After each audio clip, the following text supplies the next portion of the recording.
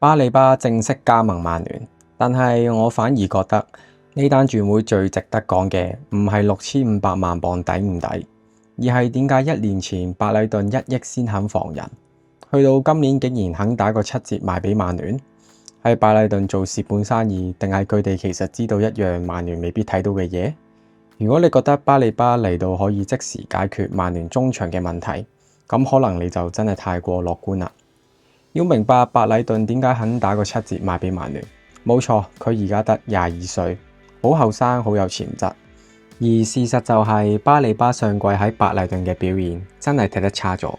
如果你有睇上季白禮頓嘅比賽，你會發現巴里巴最大嘅問題唔係能力差咗，而係冇咗個穩定性，防守失位多咗，無謂嘅犯規都多咗，啲決定都幾魯莽㗎。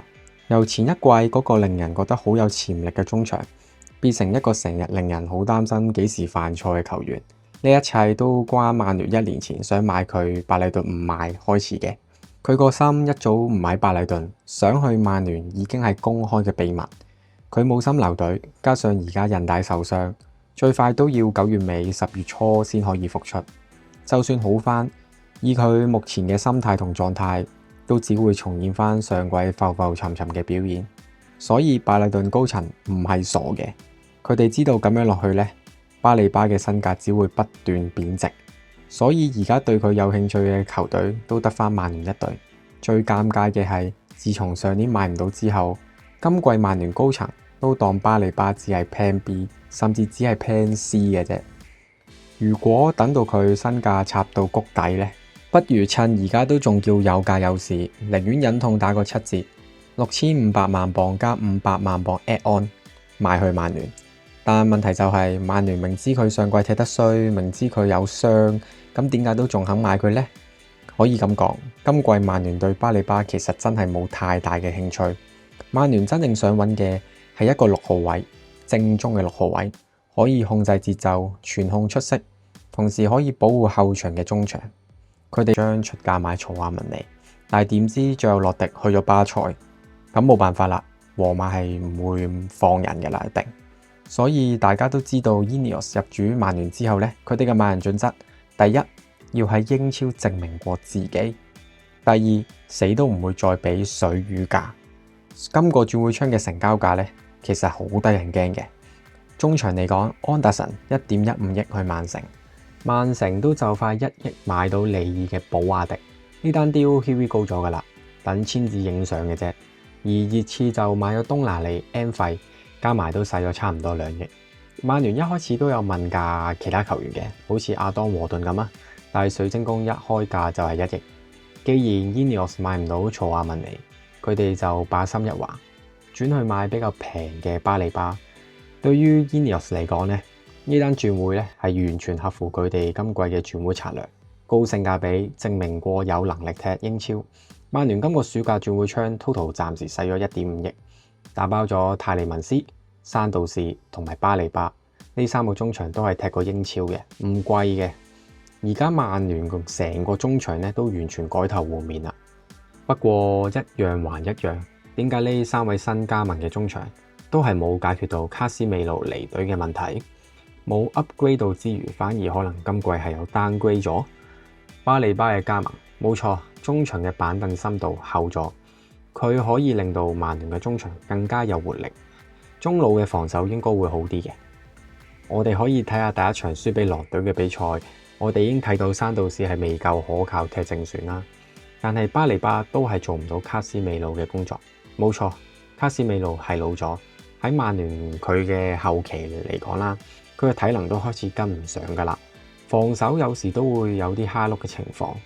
但係你諗翻第1、2年啱啱加盟嘅卡斯美魯，佢絕對係一個非常可靠嘅6號位防中。雖然有時都會交失波，傳控都未達到話好穩定。佢喺效力曼聯4年入邊，我覺得佢係 carry 住曼聯嘅中場。佢防守好，覆蓋範圍大，嗰種領袖氣質、贏家嘅心態感染住其他嘅隊友。我覺得佢係比般奴更加似一個隊長。而巴里巴嘅加盟呢，真正解決到嘅嘢係咩呢？咁我啱啱都講咗啦，我唔再重複啦。但係如果你期望佢直接取代卡斯米魯嗰個位置，咁可能你今季會失望，因為巴里巴更加似一個8號位，而唔係傳統嘅6號位。佢防守好，夠硬淨，但係講到控制節奏、傳控技術、位置感方面呢，佢係絕對比上季卡斯米魯都差嘅。更加重要嘅第二點就係佢完全零入球能力。上季卡斯米魯係曼聯陣中最好最勁嘅大都市位。上季球隊神射手係安保姆同埋石斯高，入咗12球，而卡斯米魯上季幫曼聯入咗9球。一個防中一季入咗9球係一件好黐線嘅事。上季好多時候曼聯都係靠佢後上頂入好多關鍵嘅救命頭槌，而巴里巴呢，上季喺拜里頓冇入波冇助攻，同埋其實佢淨係得5尺10寸高嘅啫，所以你就唔好期望到佢會用個頭幫你入波啦。更加佢擺喺英超咁高強度嘅高空對抗入邊呢，佢基本上係幫唔到曼聯解決防空弱呢個問題嘅。我哋再講埋其他中場啦。Ineos 買咗呢3位新中場翻嚟，泰利文斯就主要負責組織控制節奏，山道士同巴里巴就負責防守。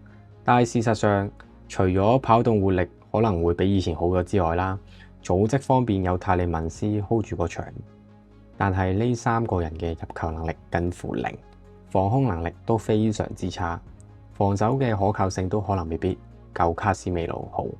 所以巴里巴呢單簽約係冇對症下藥去解決曼聯中場最核心嘅問題。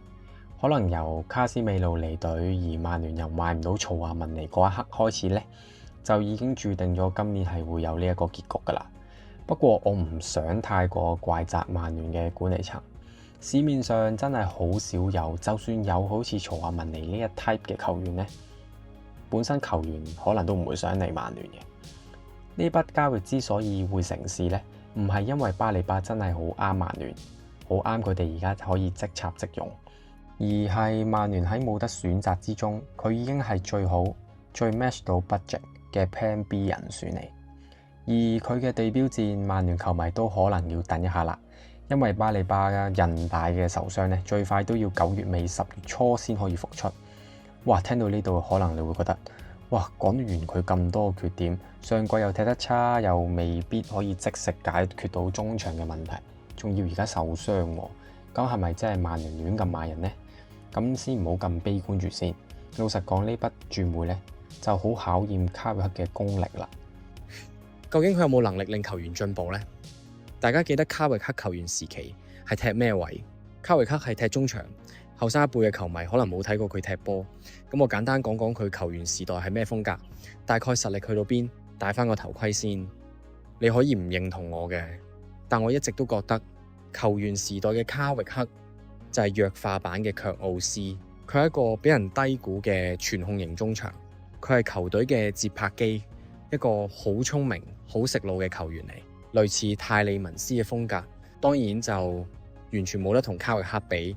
我記得當年曼迷都係叫佢卡神，你將兩個人擺埋一齊對比嘅話，講防守硬淨，咁巴里巴一定好過當年嘅卡域克。